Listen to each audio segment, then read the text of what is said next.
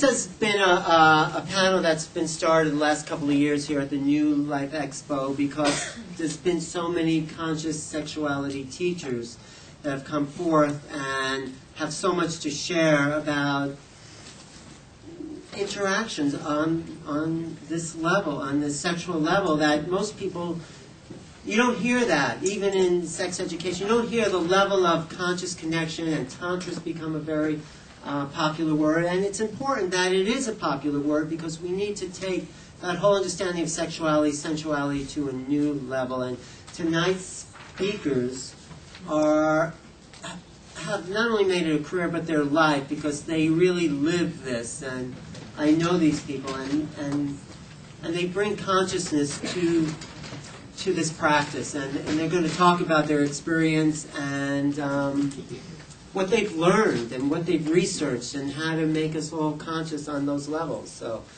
I keep learning. So I'll introduce tonight's panelists. This is Sherry Winston, and she is a holistic nurse. She has a whole course in conscious sexuality. She's written this book called The Woman's Anatomy of Arousal, and there's more that she knows about. Most women don't know what they got in their bodies. I mean, she knows. She understands women and men's anatomies, but she's a real expert in the field. Thank you so much for being here. My pleasure. Yes.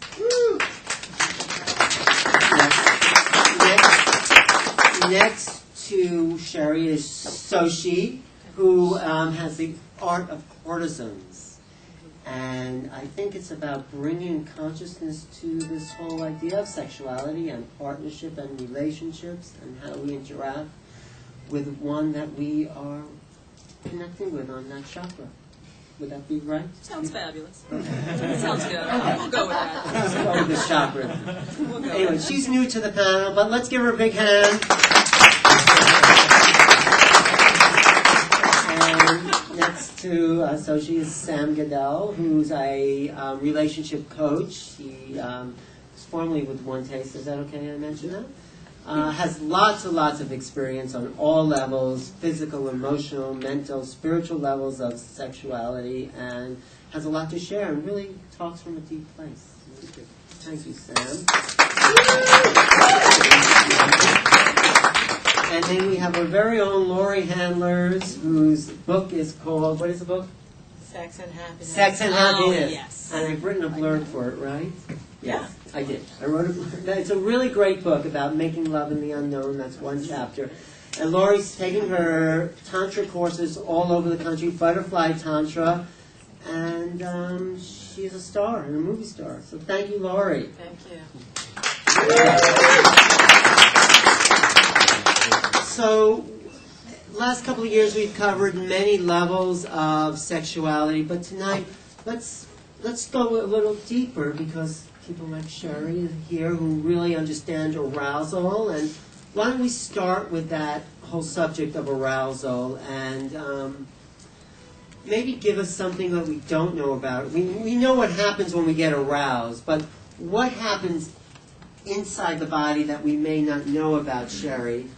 I mean, the obvious, yes, but what is going on internally when people are aroused? And we'll talk about it on mind, body, spirit level. But physically, what goes on in the woman and the man when they are aroused? Can you give us a physical anatomy overview? Is that a good question? Does it make sense? Okay. Don't. I don't know what you know. So that's a little bit of a challenge because I don't know what you know. Make believe I don't know anything. Okay, well, I'll start with the idea that arousal is actually an altered state of consciousness or a non-mundane state, and that it's really a trance. And anything that we can do to enhance going into that trance state is going to not only enhance our arousal, but then give us more sexual energy to orgasm with and expand and explore our orgasmic ability. I can certainly talk more about the physical level if you want me to. Yeah, please. And I'll say a little.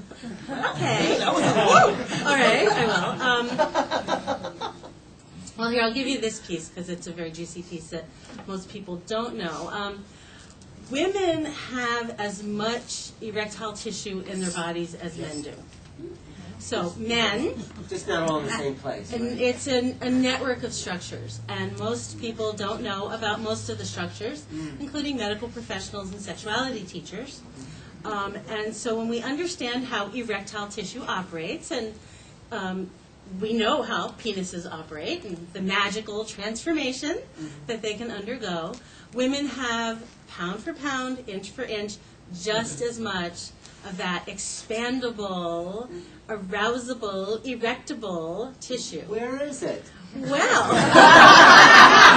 Men take notes. Men and women. men and women. Men and women take notes. Men and women, they should know this. Everyone should know this. Draw pictures. Well, in fact, I teach a class, a number of classes, but one in particular that includes that information, and it's in the book, and I actually did the anatomy illustrations for And the their books book are for sale. because they are for sale here at Alan's table in the other room, and we're raffling one off. But the thing is that this information, it's not just about pleasure. It's also about health. And it's also about emotional and spiritual wholeness. So it's not just the fact that we don't know about a number of structures that women have that are important for pleasure. That's important enough to know. But there are all sorts of health ramifications and relationship issues that come up because we don't know this, and disconnects that women have with their own body because we don't know what we have. Can you tell us where the rest of the erectile tissue? That's for the series. That would be hard to do in a short amount of time, but I will say that, give you a clue. Normally I do this with pictures and illustrations, but Or model? and sometimes with models. No, that's actually true. Sometimes with live models. In fact, we're doing that. We're doing a whole weekend. Any about that. volunteers today? I'll volunteer. We'll do it after. So it is hard to describe, but the clitoris, or what people think of as the clitoris, actually has 3 parts. Oh, tell us. There are large wads of erectile tissue called vestibular bulbs that are like parentheses around the opening of the vagina, the top of which connect to part of the clitoris. There's erectile tissue in the floor of the vagina, in the wall between the vaginal and anal canals. And there is what people think of as the G-spot, which isn't a spot. It's actually a tube of erectile tissue that surrounds the urethra and is above the roof of the vagina. And what happens is this forms a circuit, connected multiple circuits of both physical erectile tissue and energetic connections. And the other piece of this is that women don't actually have a reproductive system and a sexual pleasure system and an emotional bonding attachment system. We have one integral system. So beyond the erectile tissue, for example, the uterus is a player in female arousal and orgasm. The uterus itself is The uterus itself. pleasure. Right. Well, there's a whole piece about that, which I don't think I have time to go into, but it's an important part of women's anatomy that has to do with not only arousal and orgasm, but wholeness, energy, spirituality. So it's really holistic and integral. Wow, thank you. So, do you want to talk about arousal? Well, how do you top all that? I bet you can. That was your experience. My experience, my personal You experience. want to go there? Oh, wow, my personal experience. No, you know, when it comes to the work that I do, actually, because my company does, I interweave spirituality, sensuality, and sexuality. And that's the work that I do with women. And for me, a lot of it is helping women get tapped into their senses. And from the hearing, tasting, smelling, and living aroused. Like, I'm aroused all the time. My friends always joke. I'm always like, oh, I'm aroused. So, like, you know, what else is new? But I'm very... To me. You seem like you do okay, too.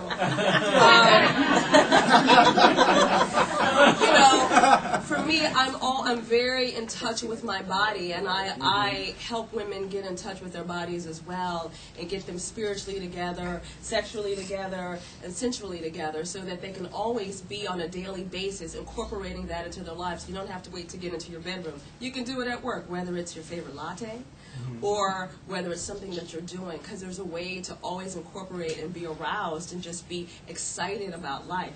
Because when you're aroused, you're excited. Can you give us a little demo or a little piece, a little way we can actually be aroused, like a little exercise or something? Well, I mean, with me, and it's always about the person, because you never know what's causing somebody to be locked up inside of themselves.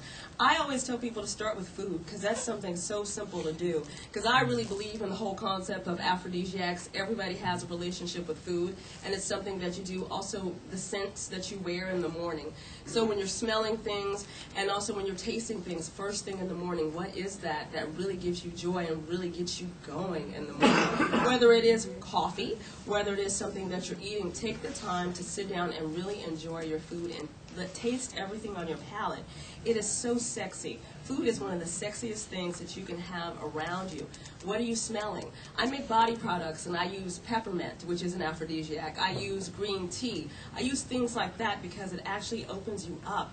It helps get you going in the morning. It's like little simple things that you can do and incorporate into your life. It doesn't have, I mean, of course, toys are always great. Having a person there is always great. Touching yourself is always fabulous. However, you don't have the time every morning to do such a thing, but it's just the little simple things that we forget about and we take for granted. There is a reason why we are taught the five senses as children. They are so important and so magical to have into your life. It's amazing. And it's amazing, especially in New York, how we forget about the little things. It's like the smell of this, the smell of that person next to you, the smell of whatever it is that makes you happy. And that is so simple and magical, something you can do every morning and every day. Thank you. Thank you. Very much. You want to talk in terms of couples? I mean, whatever you want to say. Yeah, because, okay.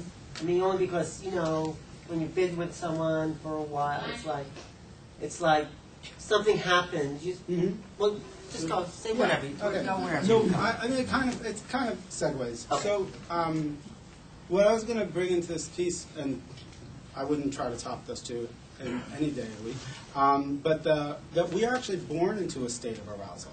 It's how we are actually enter the world, and it is our natural state. And everything we're doing is trying to remember how to get back to that state. We're always trying to do stuff and all this work is wonderful, but we are born those things already. And all we have to do is try to get back, is connect back to our primal self. At those moments when we feel we're outside of our heads and going away from connecting to another person, our arousal can come actually from connecting more with somebody else. The moment we disconnect is the moment we say no to our senses and no to our arousal because of something that person did or represented or whatever the case might be. So in the case of relationship, it is a 24/7 source of being in a state of arousal if you're choosing to want to feel everything. You can actually be aroused all the time, but you have to really be willing to say yes to yourself and yes to what's going on around you, and yes to your genitals and your body and the other person's body and their feelings and sensations. So in what I teach in the practice of orgasmic meditation, it's taking the moment, no matter where you are in the day, to say yes to the pleasure, yes to a moment of the setting aside time to have a sensual practice in your life where you're saying yes to a moment of feeling that you don't have to, you just stop everything you're doing, you don't worry about it, you just choose to feel here, right, at this moment between two people. And that's the state of the relationship at that moment, is to feel what is, and to feel our bodies and get reconnected to our primal selves at that moment.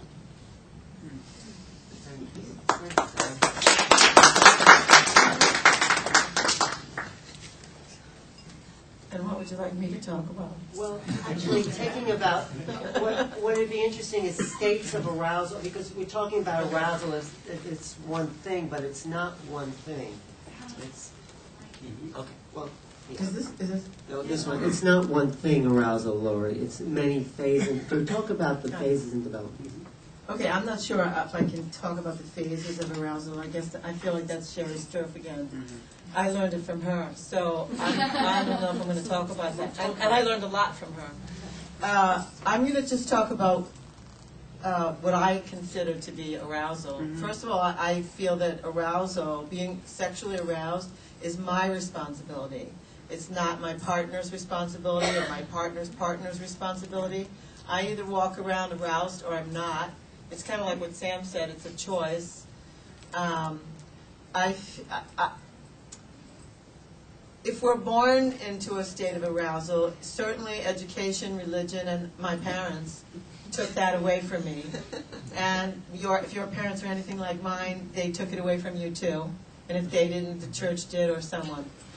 And so it becomes a choice as an adult to decide, I want to be turned on, I want to be turned on by life, I want to walk around in an orgasmic state, and it's my birthright to do that, assuming I was born into it. So the state, to me, is either on or off. And then, there's degrees of on. but off is off.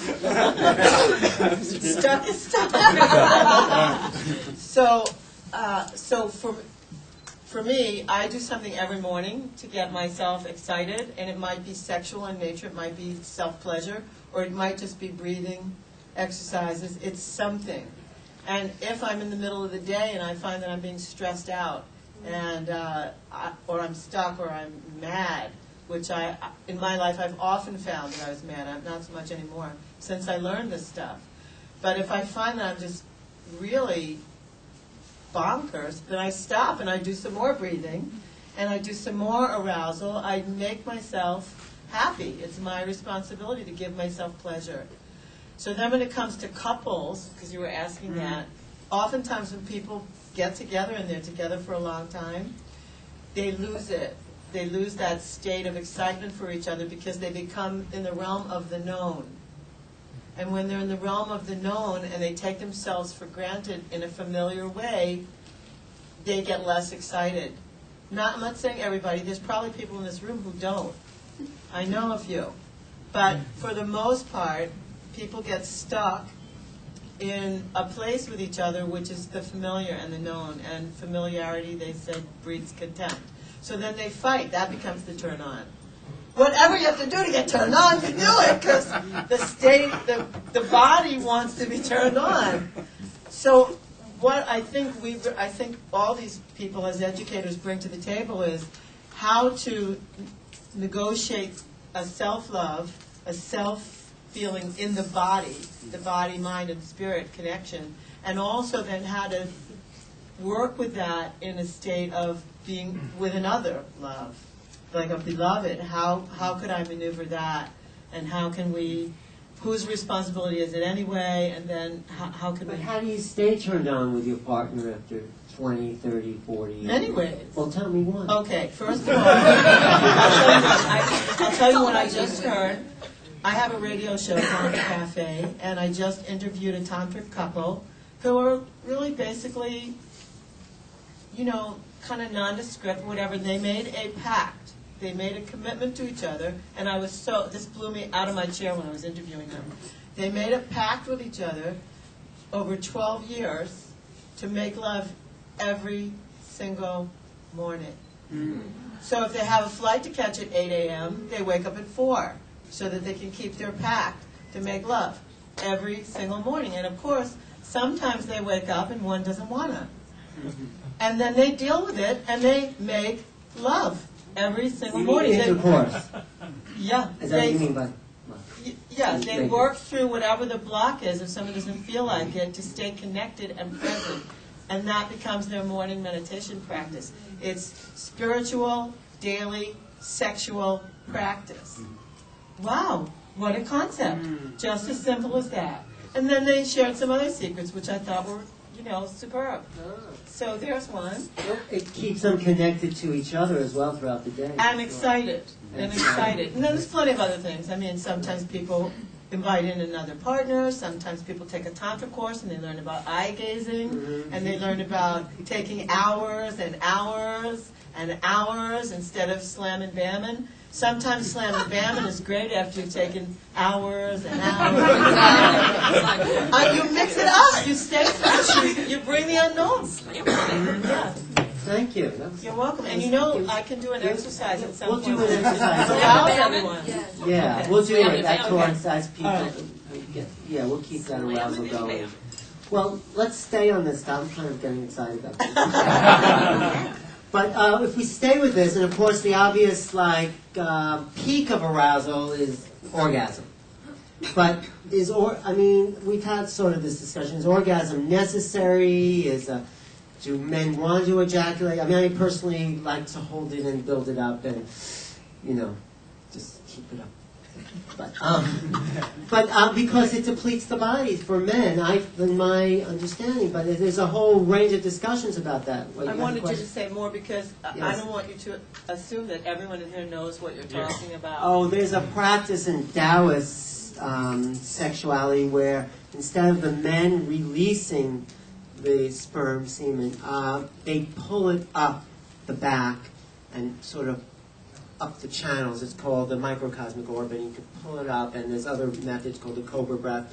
So you're not losing that energy, but you're holding on to it, and it keeps you vital all day long because you're not depleting your energy, because that is a life force for men anyway. So that's what I practice and think is important, but I think there's a whole range of discussions, and women, of course, I think should have orgasms and release that energy, because they kind of fill the space with a whole spiritual energy, in my opinion. But I'd like to get the woman's idea. Talk about orgasm, Sherry.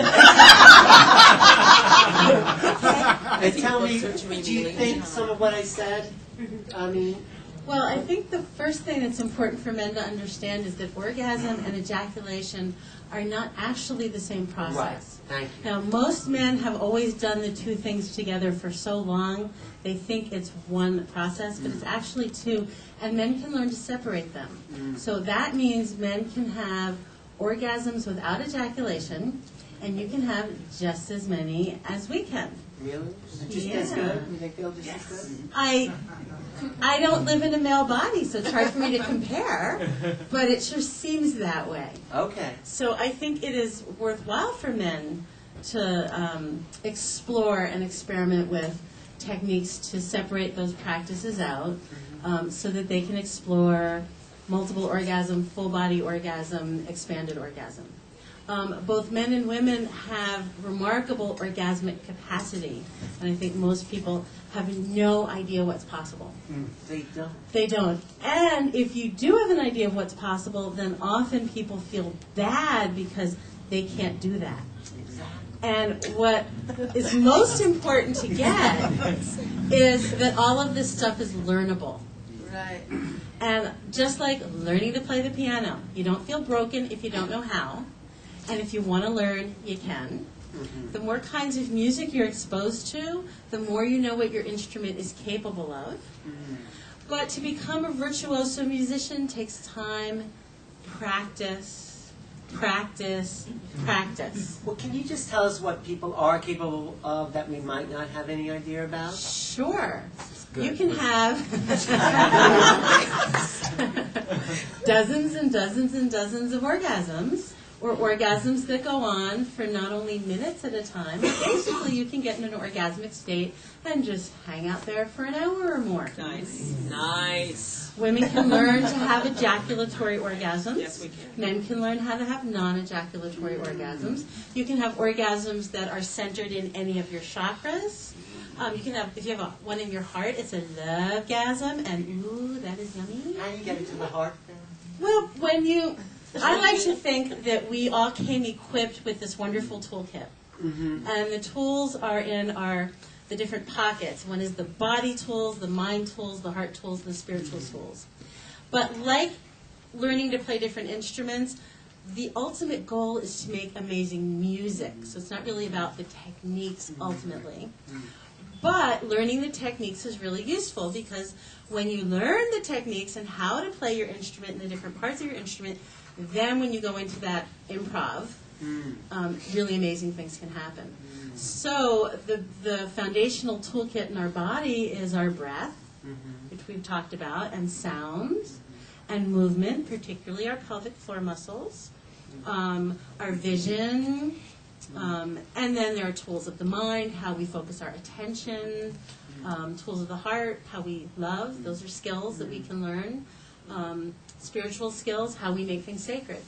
So we can learn how to use the tools, and everyone can find the ones that they resonate with most and the ones that are easiest. And then we can go to all of those places once we've mastered our instrument. Okay, that's good. And you know, it is a sacred experience because it is, I feel, the orgasm is the bridging of the incarnational experience with the non-physical experience. You sort of go out of your body. Wait, you had a question there? Yeah, about the orgasm with ejaculation. I've tried them all. Now, here's my gripe. Yeah. You know, where I have a bone to pick. Okay. So, Yes, you that was a good one. Sperm accumulates even when you're having erotic dreams. At some point, that volcano is going to have to erupt. I mean, it's fine to have an orgasm without ejaculation, but that pressure. I'm just talking about choice. Eventually, it will, but no, because I heard what the gentleman over there said, and some men here might get this impression that it's okay, you know, just not to ejaculate. And I'm all about choice and having options. Right. And when you've mastered your instrument, then you have choice about Right. if you want to ejaculate and when, Right. and how often you want to ejaculate. And that's really the point. So it's not, I'm not saying you should or you shouldn't, because only you know about you. So really, ultimately, you've got to be your own authority about what works for you, what feels good. And the more tools you have, the more choice you have about what you're going to do, when, and how. Okay, so here's the second part of my comment. Sexual partner, it's been telling me that ejaculation is just a waste of energy, which goes to the comment that you were saying earlier, which I'm not comfortable with. Okay. You know, I have the right whether I want to come or not. You know, I have my I'm choice. with you 100%. I'm with you 100% on this. That it's really, the choice has got to be yours. I'm a woman. I've got a different anatomy and physiology here, so I wouldn't ever think to tell a man whether he should make that choice or not. Well, we called in an expert for that question. We flew him in. I personally like to circulate the energy, but Dr. George Love here has specific answers for your question. Dr. George Love, please. Thank you. Thank you for having me. Sure. I'm a Taoist master, and I've received training through the Taoist system. I've also received training through the Ayurvedic system. So they're two different systems, and they overlap about 80%. In ancient times, food was hard to come by. Nutrients were unevenly distributed in the soil. So if a man ejaculated who was on a spiritual path, it would weaken him. But in modern times, we have access to nutrients, nutritional supplements, superfoods, vitamins, and what have you. Therefore, ejaculating does not weaken you, and you can ejaculate as much as you want. Now, having said that, if you choose to be on a spiritual path, then you want to have a whole body orgasm as opposed to an ejaculation. Now there's 4 levels of sexual expression: procreational sex, recreational sex, sexual healing, and sacred sex. So the Taoists teach sacred sex, and that's where you pull the energy from the base of the spine up to the pineal and the pituitary. And there's specific breathing exercises and internal muscular control exercises that allows you to pull that energy up. Now, having said that, if you're not on a spiritual path, it doesn't matter. If you are on a spiritual path, it does matter. You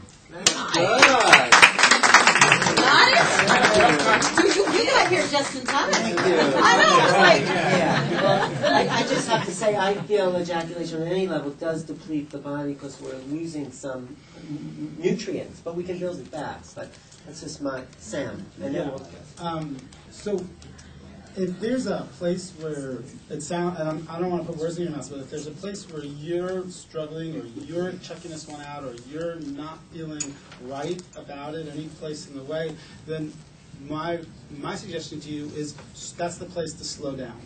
There's some place in there that maybe your body is asking for some additional attention, and if there's a place where you're feeling some angst in there, slow that place down and feel it, and find a partner or be with a partner that wants to slow down with you so you can feel every step of the way.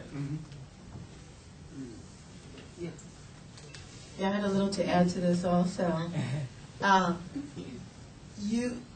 The difference, you can do anything you want. I agree with them, and I don't agree that men should retain their sperm all the time. I mean, I think there are tantric people who think that. I don't think that. However, there is something different when you're consciously choosing to pull the energy up. When you make the choice, you already know how to let go. You know how to have regular sex, however that is. I mean, everybody kind of does it different, but we didn't learn very well. I mean, again, if you had my parents, you didn't learn anything. You know, you made it up. You learned from someone who tried to teach you who didn't know anything because no one told them anything.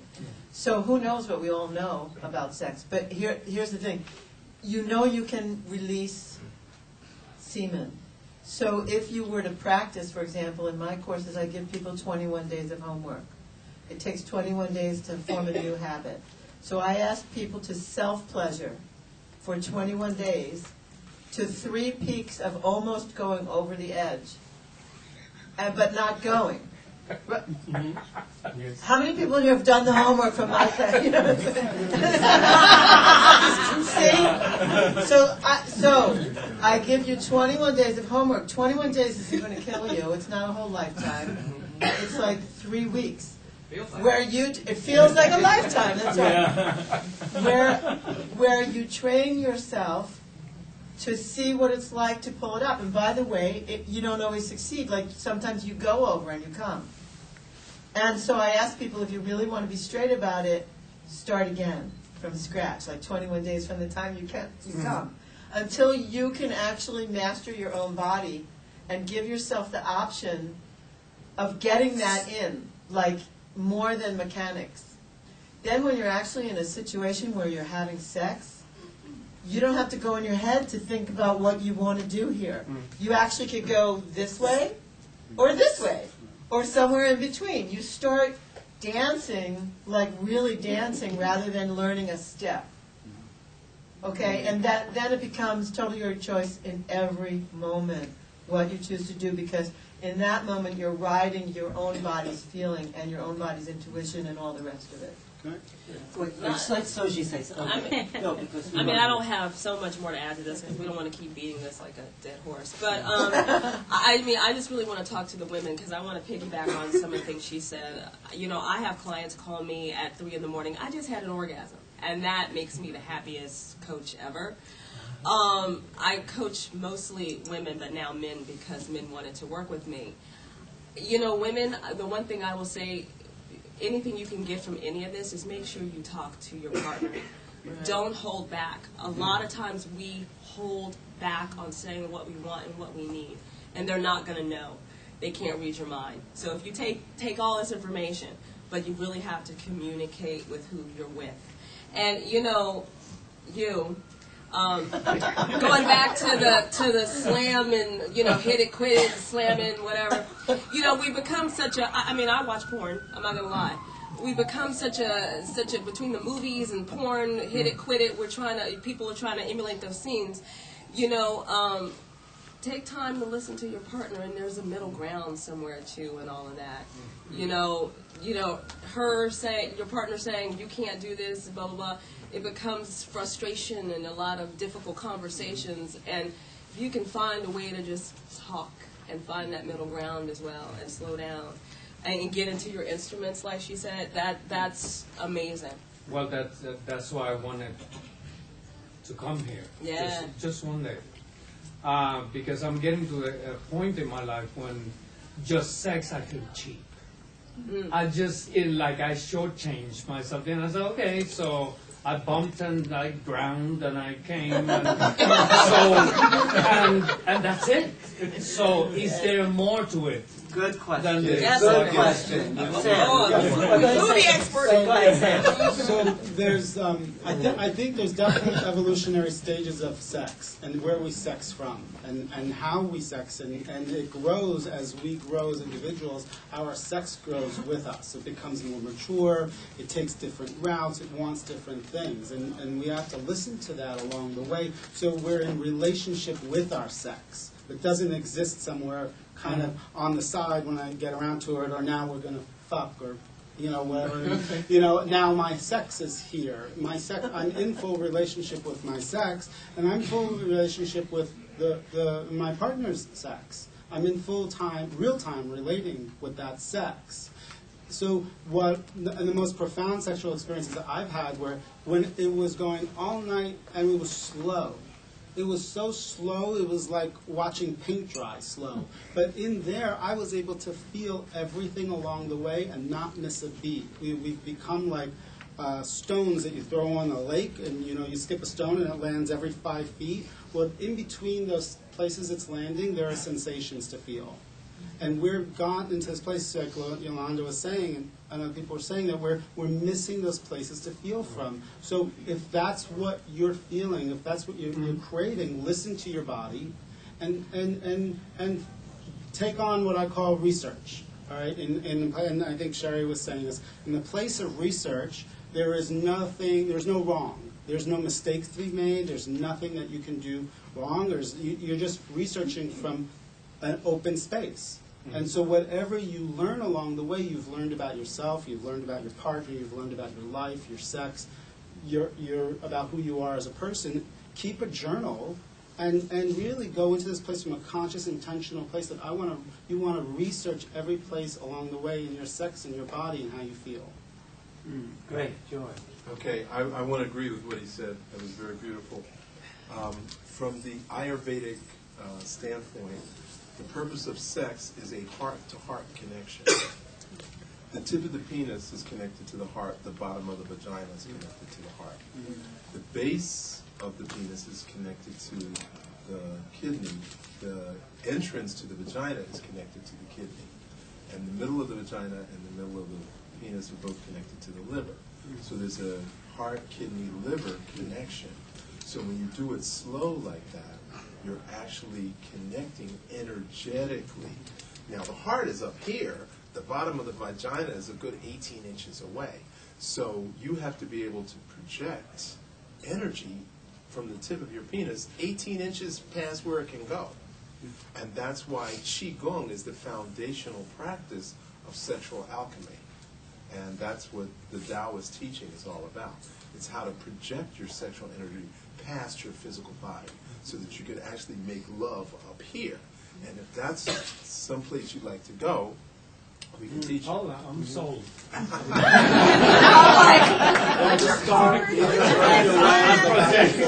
time do we have to be there? All up in here. That's great. Here now. It's also probably physically healing because you're stimulating those organs as well.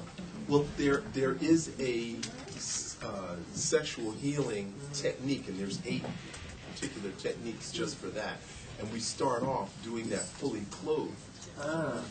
Okay, and we're just doing movements. And then later on, we get to various states of undress until there's actual connection. Somebody had a question back there. Yeah, what about different types of orgasms, like anal orgasms, supposedly, and Anal orgasm. yeah, Okay, there's something called the sacral pump. The sacral pump is in front of the sacral bone, and that pumps the cerebral spinal fluid up the spine and lubricates the brain. Now, this is also called the inner draw, and this is how we activate the pineal gland. So when you're having anal sex, your partner is actually helping you open up your pineal. So when you're having an anal orgasm, what's happening is your pineal is connecting to your pituitary, and your crown chakra is opening. And that is your orgasm. Word. But again, it has to be taught. It's not instinctual. It's not like try it and see if it feels good. Somebody's got to teach you the technique, because you have to be able to open, and he's got to be able to send. Okay? So a receiver and a sender. Okay? Wait, let's get some other panelists talking about different Alan, types of on mic. orgasms. Have to be on mic. Okay, Mics are very low. Just go ahead, talk about different types of orgasms, and then we'll get you. So first I want to acknowledge the energetics, and that's a really important component, but I'm just going to also throw in some physical issues, which is that there actually are some really hardwired in connections that come from our evolutionary template, and mating behaviors of, 1.5 billion years old. Sexual reproduction is. So things like, for example, the uterus actually is hardwired to the breasts, for example. When we use our pelvic floor muscles and we pump them and we're circulating that cerebral spinal fluid, we're also circulating all of the chemicals, all of the hormones and neurotransmitters that turn us on, turn our brain on, open up things like our crown chakra and so forth. So there's an energetic component, and the more we can connect with people and really find those energetic places to connect. And I will also add we can reverse circuits, because the sort of traditional heterosexual idea of the circuit is one way of going, but we can actually reverse those circuits because, we're humans and we're wonderfully moldable and plastic, so we can play with sending the energy different ways, or same-sex partners. All of this stuff still applies. And then there's also this fascinating physiology that we get to play with. So I'll also add, just in terms of the orgasmic pathways, we have two major nerve pathways. And one of them is the more external genitals, and one of them's all the stuff that's more inside. And we learn to use different pathways, and when we get both of those pathways fully activated, that's when we get some of the biggest, best, most fantastic orgasms. So the anal orgasm, the vaginal, the uterine type of orgasm is using that deeper pathway, and clitoral and penile orgasms are the more superficial pathway. And the prostate for men, of course, is also that deeper pathway. So from the physical level, there's another way to understand how we can fully utilize our instrument. Wait, let me ask Soshi. Ed. So not just different types of orgasms, but you said some women have problems. And what do you feel is the biggest block to women having orgasm, and how do you get them through that? Wow. Gosh, there's so many. Between, like you said, what you learn from your parents to a cultural thing. A lot of it is, from a lot of my clients, a lot of it is mental, and getting through certain blocks and not loving themselves or their bodies enough, and being very self-conscious, which is why, a lot of times when women get older, they feel a little more comfortable with their bodies, and they're like, oh, I'm having an orgasm now. So there's so many, it's just so many things, but I have to say, really, the mindset. So what do you do? Has a lot. I really help them tap into what it is about themselves that they don't love. I really help people love themselves. It is really about self-love and loving life. I'm all about having a luscious life, and how do you get there? And what's holding you back? Because really, your only limitation is you. So I help people unlock that. And it can be from what somebody said to them when they were a child. Like, I grew up in the suburbs where I was told I was pretty for a black girl. I mean, and then finally you get to college and somebody says you're pretty, and you go, what do you mean? So, it's like overcoming certain things, and what people say to you when you're younger, you're ugly, you're fat, you're this, you're that, and then somebody comes along and says, you're actually beautiful and amazing. And then the woman opens up like a flower. That's what the vagina monologues is about. So it's a lot of it is mindset and women holding themselves back. You know, we've come a little bit further, but still, we all have stuff. Not that men don't have stuff too. But, you know, those magazines that they put out where all the models are 20 years old, that makes women fight other women. That is about us. It's not about you all. There's tons of pressure for us to look a certain way and be a certain way and be sexy and to be this and that. And that really has women fighting with each other and being self-conscious anytime they walk into a room. So being sexy is a mindset. Yeah, what I wanted to add to that is that, you know, orgasm is not a linear thing, linear being or energy field. It takes many different forms, and it shows up in many different ways. And I think our definition of orgasm has become more expanded over time, and the work that's being done up here, and it still needs to be expanded. It still needs to be brought out because we come from a society, we're part of a society where orgasm exists in the place of going over. So you go up and then you go over, and that's orgasm as we know it. And that's what people have as their relationship to orgasm. And so what I've found is, and what am I working with and with couples, is to shift the whole approach to what orgasm is. Let's take out the goal, number one, of orgasm. Let's take that one out. So and let's go back to the place of feeling. And going back to the place of noticing the smallest little energy shifts and the smallest little ripples in our body.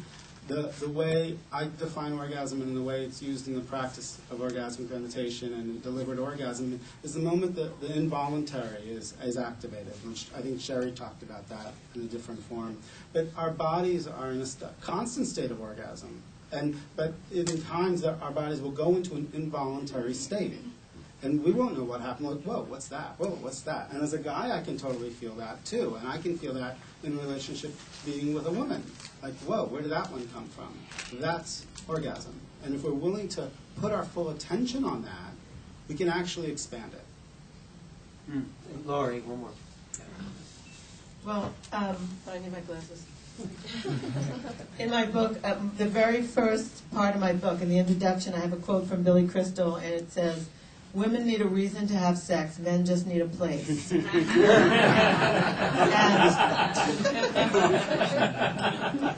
And so I have a few things. Billy Crystal was really smart about that. I have a few things to say about it. The first is that there was, before Masters and Johnson, it was believed that if women were clitorally stimulated and needed clitoral stimulation during sex, that was called an immature orgasm. Women were labeled as having to have, if they didn't have a full-on vaginal orgasm, which most women don't, by the way, not without some clitoral stimulation or clitoral stimulation the whole time or something else being stimulated. For most women, it's difficult for them to have that. And so, we were taught that was the mature, that was really the full-on woman orgasm. So there's all this prejudice by male doctors defining for us what our sexuality was. I know this is one of Sherry's pet peeves too. So, it's just they don't even know our anatomy, let alone do they know what a real orgasm is. What's real orgasm? An orgasm is an orgasm is an orgasm, and all of them are great. Any way we can do it is wonderful. So that's the first thing.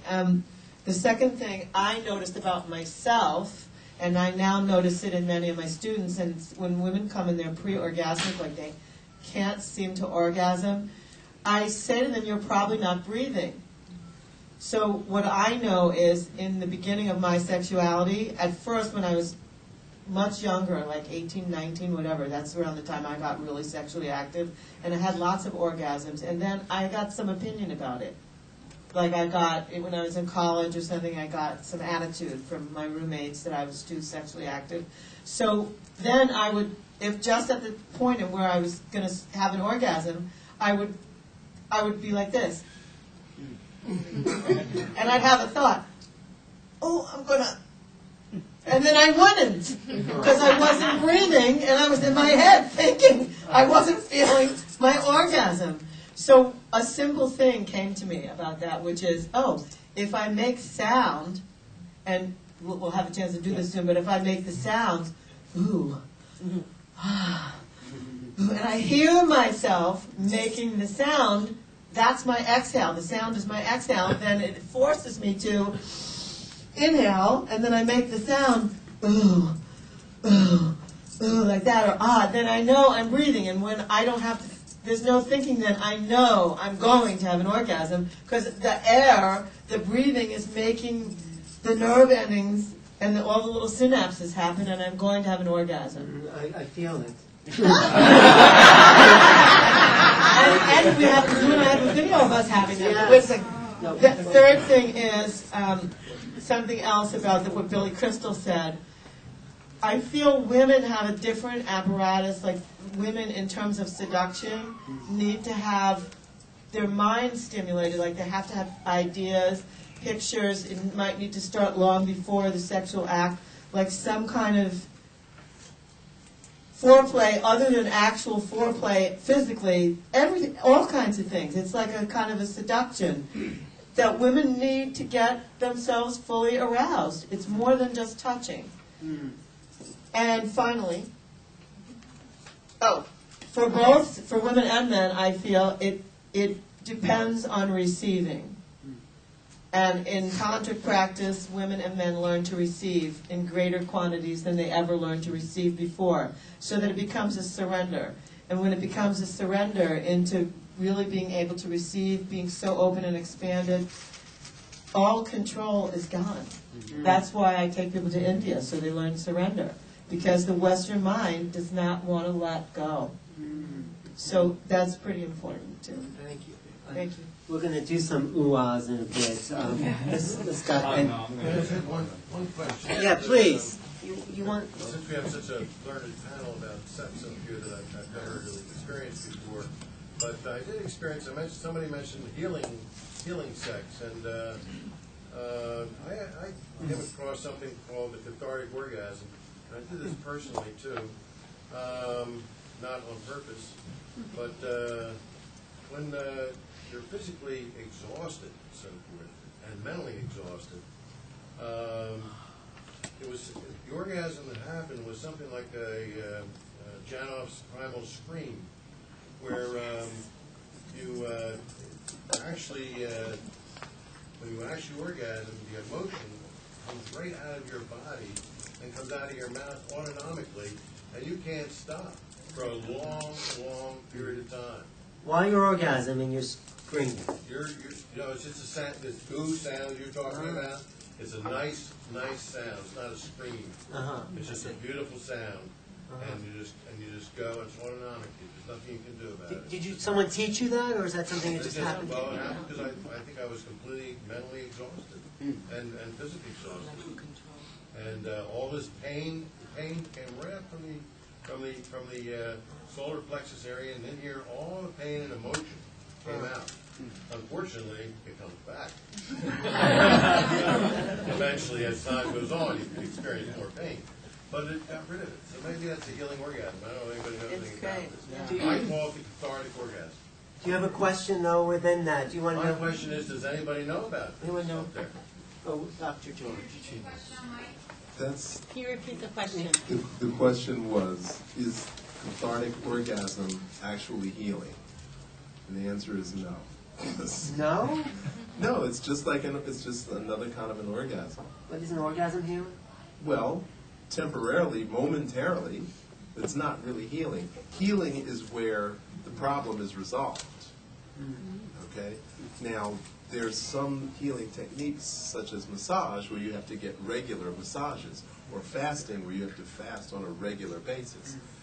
Sexual healing is actual positions and movements for a certain number of strokes for a certain number of days to actually heal the kidney, the liver, and the heart, which we've just described as how they're connected to the sexual organs. Okay? Some couples over 60 are weak and lethargic and feeble because of overworking and not enough exercise. So they can actually use sexual positions and movements to restore their youthful vigor. That's actual sexual healing. Okay? Anyone else sex and healing, Sherry? Oh, Yeah. Okay, Laura. Well, what you described as your cathartic orgasm, I actually teach people to do that when they're not having sex. To actually do primal screaming and bioenergetic movements to release the blocked emotions and the stored traumas and things that are stored in the first chakra, which is where you sit, and the second chakra, which is where you sex. That's where things like feelings of unsafe, feelings of trauma, feelings of trespasses, those stay in the first chakra, and they stay in the second chakra. And when we are having sex, Pandora's box gets opened up. We're trying to have pleasure in a place where a lot of people are storing everything other than pleasure, everything that's hurt them in their life, every rejection, anything. So when you start movement, sound, and breath, and using that ooh and those sounds to release things, so that stuff can actually get released out of the body so that when it's time to have sex, you can make those sounds and have cathartic, amazing, wonderful sex, and the stuff doesn't come back that we talked about because you've actually let go of it responsibly by choice at a time when you weren't necessarily trying to have pleasure. So I teach that. My work is like really grounded mostly in that stuff, in that kind of work. Yeah. Hey, Sherry, do you have some examples of sex and healing? Constitutional law. Well, the thing I most wanted to add was that also a lot of people have had direct sexual trauma, as well as all the other kinds of emotional and energetic trauma. And I think it's really important for people to find the healing practices they need because we do store that pain, we do armor, and there's a lot of armoring in the genitals because so many people in our culture have had sexual trauma, and it will come up in your sex, it will come up in your relationships, and there are lots of healing modalities, and find the ones that work for you, but that it really pays off big time to consciously make a choice to work on healing those traumas. Yeah. I think also what contributes to that is the roles that we get into in the dynamics of that we're in men and women and relationship and things like that. So what happens is, the men don't feel like they're not allowed to feel certain ways and not allowed to bring out emotions. And these are our roles and society has put all kinds of things on us that women are feeling too much and they're too emotional and men are not allowed to feel. So when you meet at that place where that sexual place where Laurie was saying, where it is incredible, you're touching that place inside of you that's holding a lot, and those areas do hold lots where we've stored all the hurt and no's and things like that, where we say no to ourselves. That's stored in those areas too. So we're not allowed to come together and to feel emotionally connected. We're not allowed to open in that hurt place where I feel really vulnerable and scared, and I feel like a little boy, or I feel like what's this coming up that I don't know about. But what I tell people is to say it. To whatever you do, scream it, yell it, but get it out, speak it, and say what that is. Say what those real emotions are, and bring that. And when you do that, you actually bring people closer to you. And that's where arousal, and that's where seduction comes from, and that's where more desire is in there. That doesn't most people think, someone's going to see that vulnerable side of me, they're going to think I'm damaged, they're not going to like that. Well, no, that actually has us wanting to come closer to each other. That's where we feel the humanness that we've lost. That's where we feel our humanness with each other. So I bring people together in a bi-weekly group called Stimulus, and it's to bring people together to engage in those places and have fun with our communication, our seduction, and our compassion. But we bring it out in the community, and we bring it out and let it out together, so we don't have to be isolated in that. It's true, when people are vulnerable, they are more sexy, they're more alive, and it is a turn on. Yeah, I feel that. Question. I wanted to find out what you guys have, what your thoughts are in terms of when I don't know what your programs are about, but I'm assuming that you actually have people exercise orgasm. So how would you go about, there's a teacher that actually has written about the fact that if you do a lot of orgasm, it affects your electromagnetic field, and it decreases your ogens, which is like... Decreases your what? Ogens? Ojas, as in Vedic ojas. Yes. So what do you think about that in terms of decreasing your... Too much orgasm decreasing your life force, basically? Any and question? actually aging you. And aging you. Well, that's why it's saying for the men, but any question? You can't have too much orgasm. All orgasm is good. Good orgasm. And they've done studies with women who have sex 3 or more times a week versus women who don't have sex 3 or more times a week. And the ones who have the frequent sex look younger, 10 years younger. Right. So for women, it's definitely not depleting, and as long as men restore their nutrition, it's not going to age them either. So, yeah. The health benefits of orgasm are tremendous, and if it didn't have to do with sex, doctors would be recommending that you have orgasms at least 3 times a week, because it does same things, or a day, depending on your preference. But meditation, aerobic exercise, everything that's been recommended to you, pretty much orgasm does. You mean like have 2 orgasms and call me in the morning? Yeah, you want to know. Right. That's right. Yeah. Yeah, I mean, I don't know. Like, orgasm is fabulous. I don't have much more to say, but bring it on and keep doing it and have as many as you possibly can. And if you have a great partner that you are so attracted to, even better. That's so hot. And everybody's going to go, what's your secret? Orgasm. Right. Okay. It's anti-aging. Yeah. I think it's time to have a group orgasm. Sam, did you have something to say before the orgasm? Well, I was just going to say that our society is...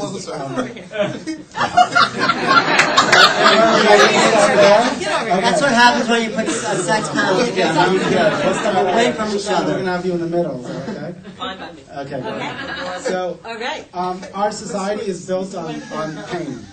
It loves pain. That's the way they sell you. That's the way marketing sells you stuff. That's the way society has been over years and years and years. You don't have enough. You're not this. You're not that. If you were this, you'd be better. It is just a bunch of pain that society culture keeps on selling us. No pain, no gain. Right. No pain, no gain. You got to work harder. If you don't, all those things. You got to put your pleasure second. That's a big one. And so what we're saying is, no, put your pleasure first. Lead from the place of feeling your body. Lead from the place of connecting with your orgasm. Let that be a guide to you. Don't think that you're gonna figure it out over here, and then your sex is gonna happen over here or later on, because it doesn't happen that way. You let your sex out always, and you let your body out. And the idea that we are built for pleasure, but the societies are scared of that because they can't sell you things if you acknowledge your pleasure and your perfection in that. Best things in life are free. Yeah. Okay, Lauren, ready? One more question. I got a question. Well, we'll come back to it, but I feel like it's time. Come on out here. Come on out here. I mean, we'll come back to the question after the orgasm. Ready? Yeah. Okay, everybody ready? Are you ready? So if you're sexually free, you can't be controlled. Okay? So we're going to go out of control. I'm sorry. No, that's great. I love that. Turn the lights off. No, turn the lights off. All right, so everybody, just uncross your legs. Sit straight in your seats. You can't? All right, you do what you can. All right, Let's keep it over there. All right, so here's what I want you to do. Some of you have done this with me before, but don't go too fast because I want everyone to be able to catch up. So we're going to start with squeezing your anal sphincter muscles and your PC muscles. So when you're doing it, at first, it's going to look like you're going up, like you're riding a horse. I'm not sitting on the table, but I would look like I was squeezing and going up. So everybody just squeeze, squeeze, squeeze, squeeze. Okay, good. And now we're going to add the, keep going, we're going to add the exhale to it. So as you're squeezing, you're going to make this sound. When you're squeezing, you're making the chill sound.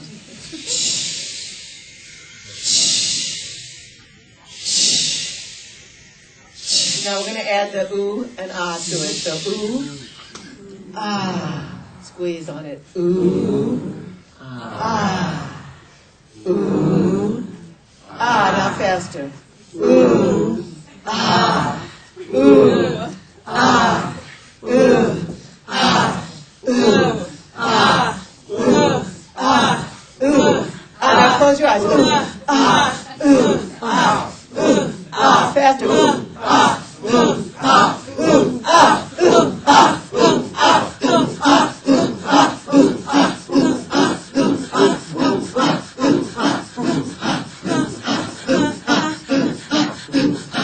Now stop. Inhale big through the nose and squeeze everything. Squeeze your shoulders, your face, your fist. Hold it. Take a sniff. And release through the mouth. Big. Ah. One more big inhale through the nose. Hold it and tighten every muscle in your body as tight as you can. Hold it. Take a sniff. Hold it. And release big through the mouth. Let all the energy down. And now just notice how you feel. Yay. Was that a cathartic orgasm? It was for me.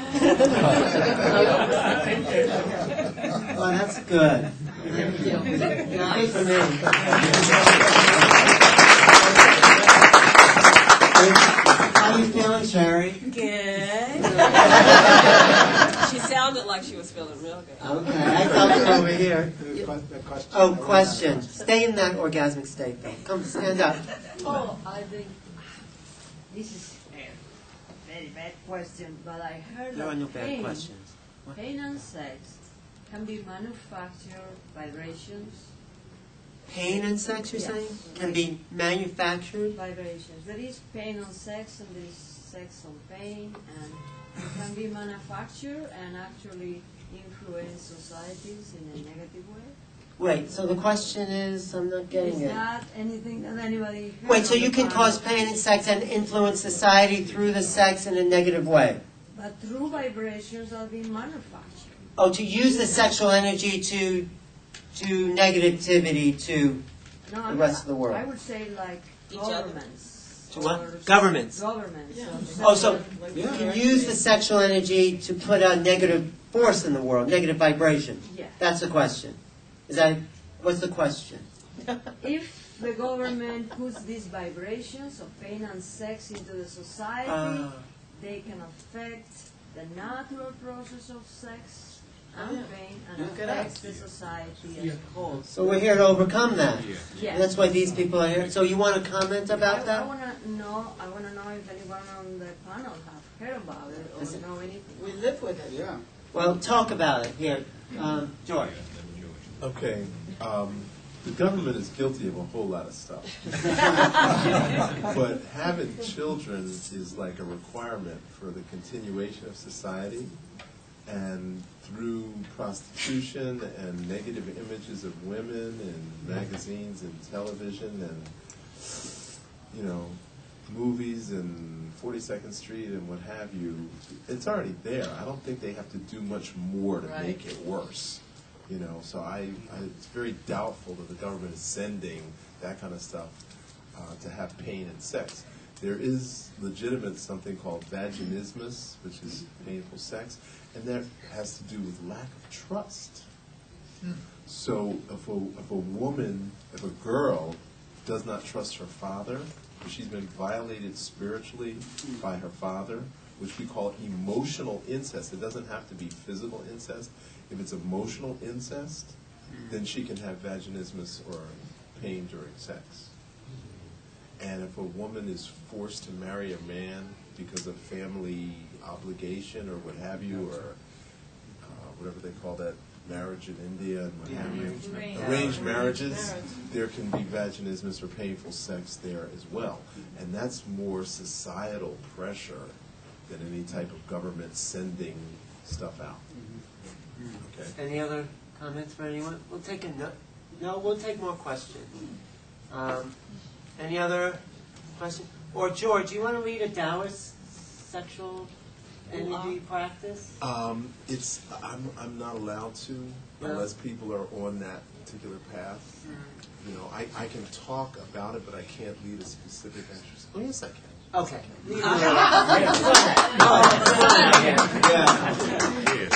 Uh-oh, he's warmed up and ready. Okay. We're going to start with anal rectal breathing, which you have already started. Okay. Oh, no. No, I was just picturing something else. I just had to go there. Just breathe. You're just breathing out your ass. You're talking out your ass.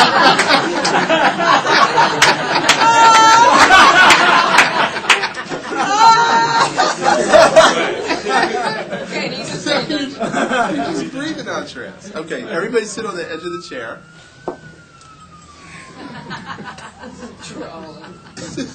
So drop your knees. Make your knees lower than your hips. Okay. You can cross your ankles if it makes you feel more comfortable. Okay. Drop your shoulders. Elongate your neck. Okay. Now, what you're going to do is you're going to take a deep breath in, and then you're going to breathe all the way out and hold it out. Hold the breath out. And now you're going to push your rectum out, in, 10 times, as fast as you can. Out, in, out, in, out, in, out, in, out, in, out, in, out, in, out, in, out, in. And now breathe. Breathe out. Hold the breath out. And again, push the rectum out, in, out, in, out, in, out, in, out, in, out, in, out, in, out, in, out, in, out, in, and now breathe. A couple of you are not doing it because I am watching. I can see. I can see the muscles. you should know he's got an eye on you. Okay, one more time. Deep breath in. And breathe out. Hold it out, and now squeeze the rectum out, in, out, in, out, in, out, in, out, in, out, in, out, in, out, in, out, in, out, in, and now breathe. Now I want you to lean forward, put your hands on your knees. Put your weight on your knees. Now we're just going to do the abdomen. We're going to do the same movement. We're going to breathe in.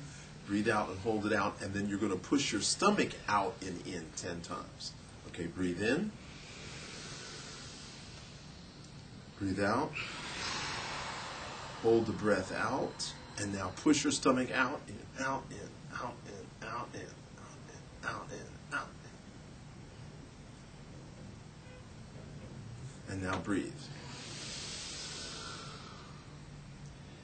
And breathe out.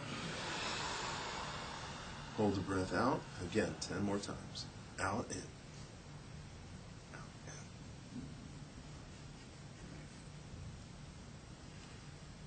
in. And breathe. It's the last time. Breathe out. Hold it out. And now out, in.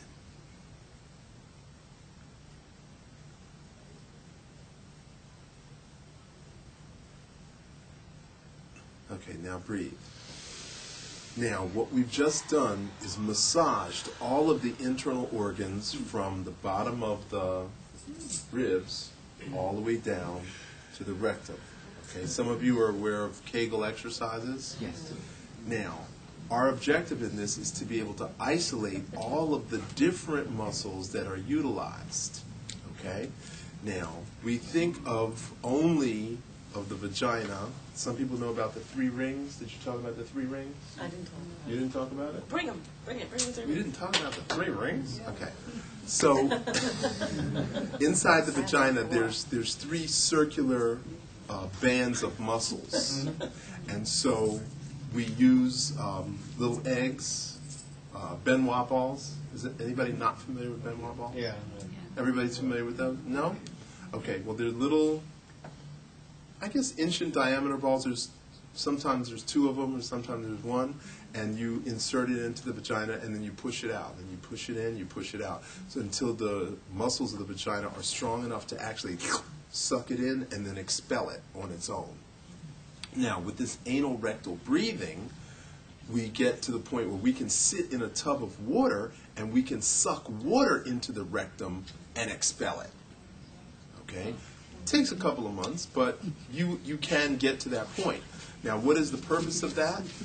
Again, this sacral pump that pumps the fluid up to the pineal gland, it's that sacral pump. So that's why we practice pushing out in with the rectum until we get really good at it. Because you're going to have a different kind of orgasm if you can connect the pineal to the pituitary. Okay? Because when that crown chakra opens, whoa. Okay? That's the kind of orgasm you want to have. Okay? Where you can push your sexual energy, you can push your sexual energy out the top of your head. Okay? And then you can be having sex up here. Okay? Now, he was talking about having slow sex, do it as slow as possible. Well, while you're having that slow sex, you're having the other kind of sex up here. Okay? Requires a little bit of visualization, but you can actually feel it because energetically you're expanding your chi field. So when you can contract and expand your abdominal and your rectal muscles, then you can expand your chi field. Okay? Just one good You could call them a lock and key. How come you said you couldn't tell us and Okay, on the path? Why because are you locked up? Tell The me. question was what? the question was, why are my secrets under lock and key? These are sexual secrets of the Taoist masters, and they're not for public consumption. So you have to be on the Taoist path. That's why I said you can choose to be on a spiritual path or not choose to be on a spiritual path. Okay? So I can talk about it, but if you want to learn it, you have to actually be on the path, and you have to make a commitment to sticking to it. It's not for looky-loos. What tradition was that part of? Which particular Taoist tradition? There's only one Taoist tradition. Well, who's your teacher? What lineage? Who's your teacher? Who's the teacher? My teacher is Li Bingwan. Okay? Does he have a book? He gifted me with a book. You know, the teachings are oral. Oh. The teachings are secret oral teachings. They're not written down for a reason. And that the word tantra means seed on a string. So it's passed down, teacher to student, teacher to student. It's never written down. And that's the only way it's transmitted is orally, and it's a secret. So once it's written down, it's no longer secret. Okay? But And you have to have a... But it's secret because of the power it holds? Is that why it's... Why is it secret? Yeah. Well, there's 2 reasons why it's secret. Power corrupts, and absolute power corrupts absolutely. Okay?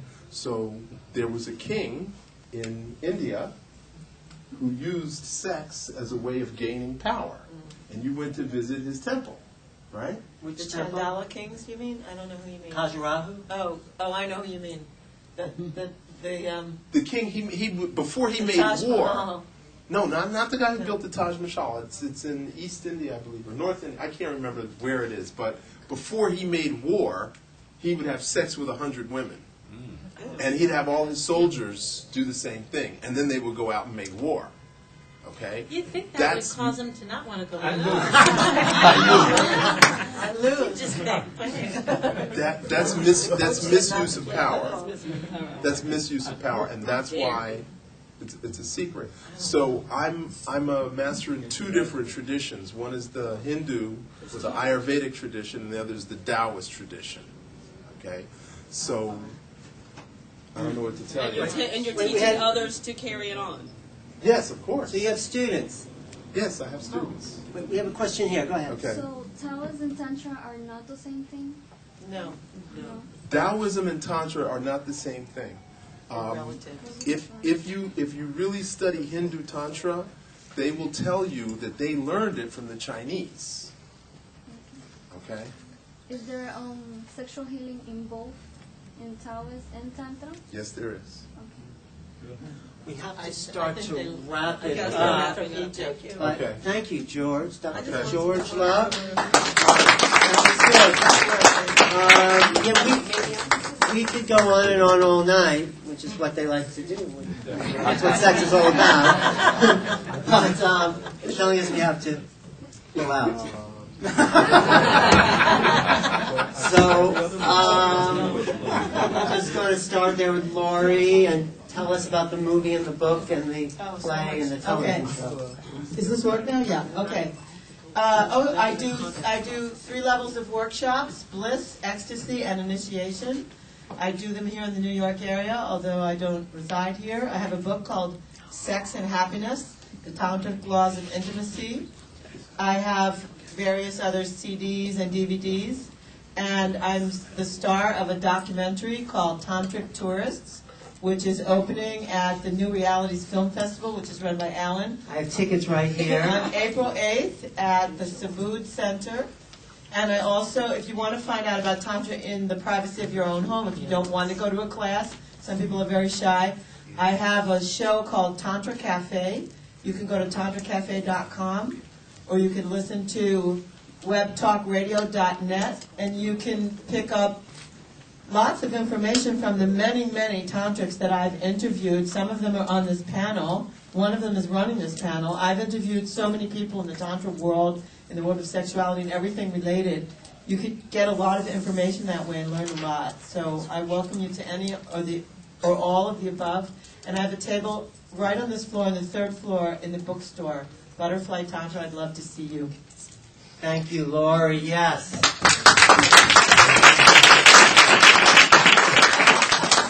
So my company is called Living in Passion, and what I have going on is there's a series that I've put together, my partner, Monica Day, and it's called the Orgasmic Living Series. And what you heard about here is how to take this work, and how do you take this and you bring it into every part of your life. So you're actually walking down the street and you're in sexual relationship with people with your clothes on, but that's because you want to feel everything and there's no other way to live. And you actually take that into your work life, into your school life, into your relationships, into everything. And the first course we're having is on April 11th. It's called Introduction to Sensual Living, which will be discussing the principles of how to start living a more sensual life and what does it take to have that in your body. I'm a sensuality life coach. I work with people in couples, one-on-one, and in very intimate settings. I teach the practice of orgasmic meditation, which we'll be also doing a demonstration of. On April 25th, there'll be a 30-minute demonstration of the practice of orgasmic meditation with lecture, with questions, which time to understand what this practice is all about and how to tap it in your life. I also run a group called Stimulus, which meets every other week, and you can find all that information out at livinginpassion.net. Thank you, Sam.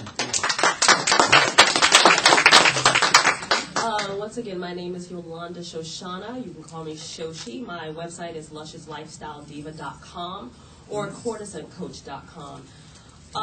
What do I have going on? I do a lot of workshops. I coach one-on-one and I coach in groups. I'm launching a group coaching program which will be online, and it's going to go from $9.99 to I coach to $100,000 per year because I coach celebrities and individual people, just everyday people. So I have that. I have a talk show on cable access, The Luscious Life of Shoshi, here in New York City on Channel 56, bi-weekly on Mondays, but you can watch it online. Monday, what time? 6:30 p.m. I have a radio show on Blog Talk called The Luscious Life, and I interview guests. If any of you have anything going on, get in touch with me.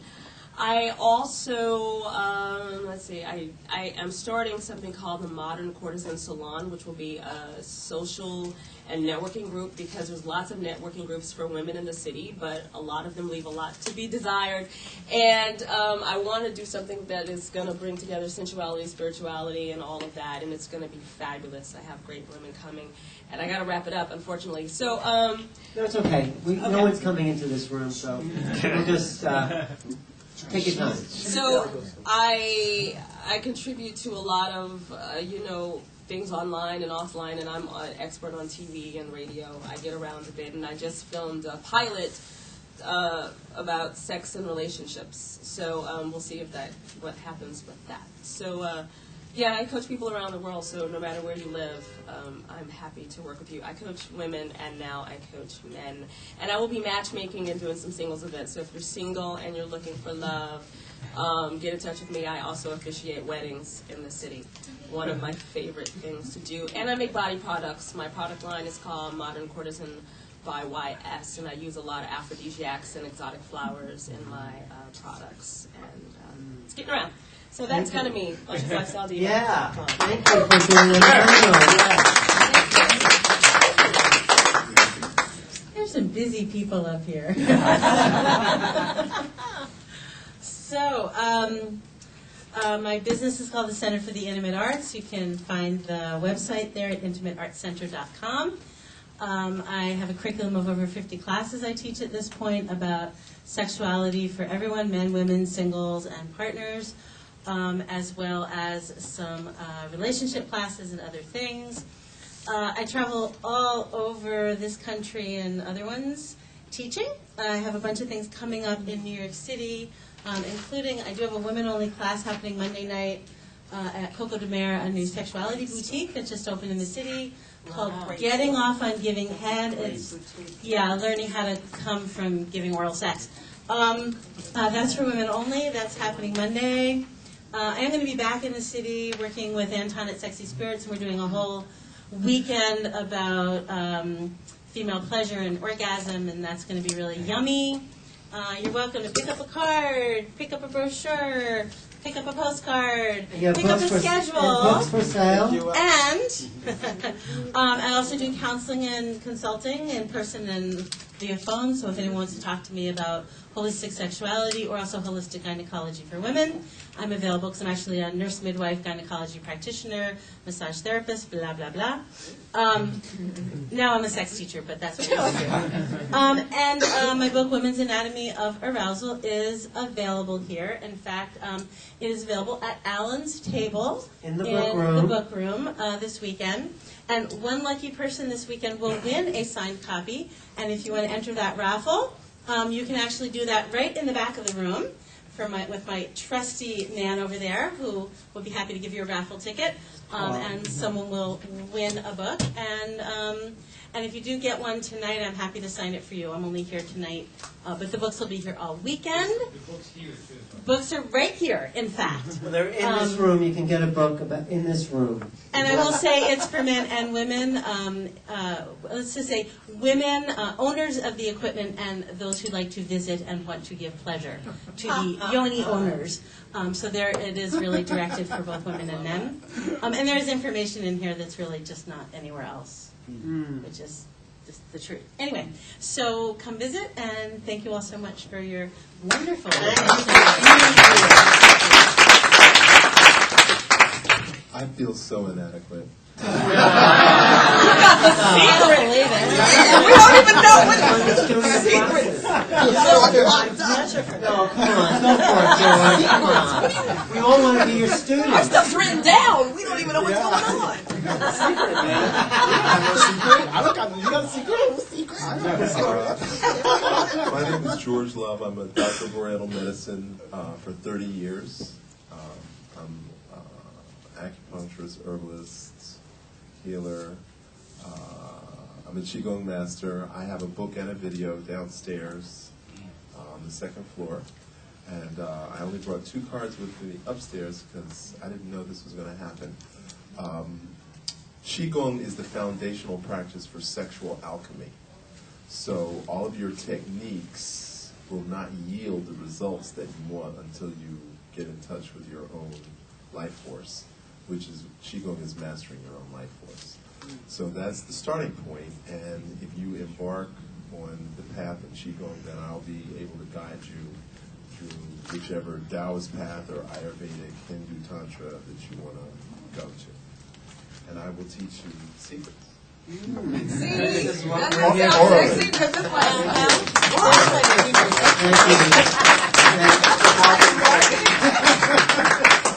I'm Alan Steinfeld, and I have a cable show in New York called New Realities, where I've interviewed a lot of these people, and probably more. I hope so. Come and see Lori in a very funny movie called Tantric Tourist that is showing on April 8th.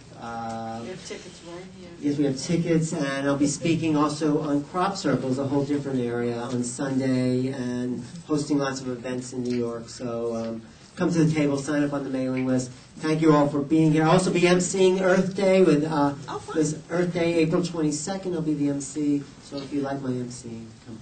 But thanks for coming tonight, and thanks for this day, and we'll see you next Thursday.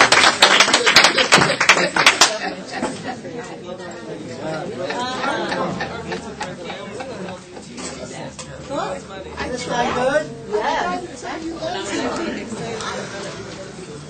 Good. You may, although there's a whole big time Oh, okay. of